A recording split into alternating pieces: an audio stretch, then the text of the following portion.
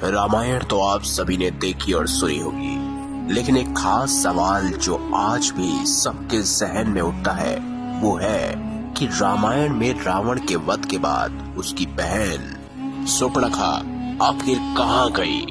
इस खास रहस्य से पर्दा आज इस खास वीडियो में हम उठाएंगे। नमस्कार, आप देख रहे हैं द भक्ति। अगर अभी तक हमारे चैनल को सब्सक्राइब नहीं किया तो सब्सक्राइब अवश्य कर दीजिए, साथ ही साथ बेल आइकन जरूर दबाएं ताकि ऐसी ही खास दिलचस्प कहानियां आपको जानने को और सुनने को मिलती रहे।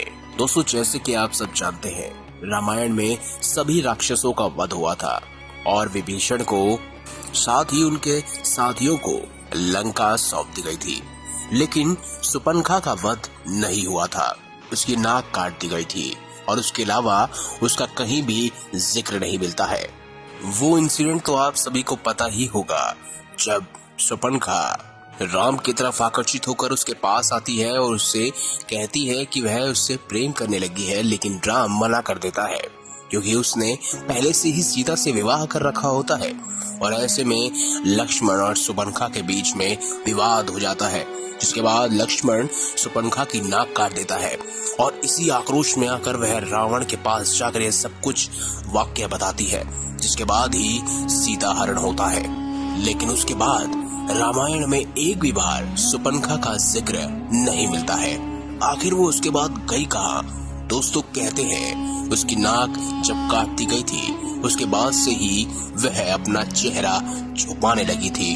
उसके सारे भाई मारे जा रहे थे, यानी श्री राम के साथ युद्ध में परास्त हो रहे थे, तब वह एक आश्रम में छुप कर रह रही थी। रावण की मृत्यु के पश्चात वह दैत्य गुरु शुक्राचार्य के पास गई और जंगल में उनके आश्रम में रहने लगी। राक्षसों का वंश समाप्त न हो, इसीलिए शुक्राचार्य ने शिव जी की आराधना की, जिन्हें अपना स्वरूप शिवलिंग शुक्राचार्य को देकर कहा कि जिस दिन कोई वैष्णव इस पर गंगा जल चढ़ा देगा उस राक्षसों का सर्वनाश हो जाएगा। उस आत्मलिंग को शुक्राचार्य ने वैष्णव अर्थात हिंदुओं से दूर रेगिस्तान में स्थापित किया।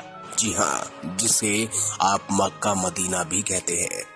सुपर्णखा जो उस समय चेहरा ढककर रहती थी, उसे एक परंपरा के रूप में उसके बच्चों ने उसे पूरा निभाया और आज भी उस परंपरा की संवाहक महिलाएं चेहरा ढक के रहती है।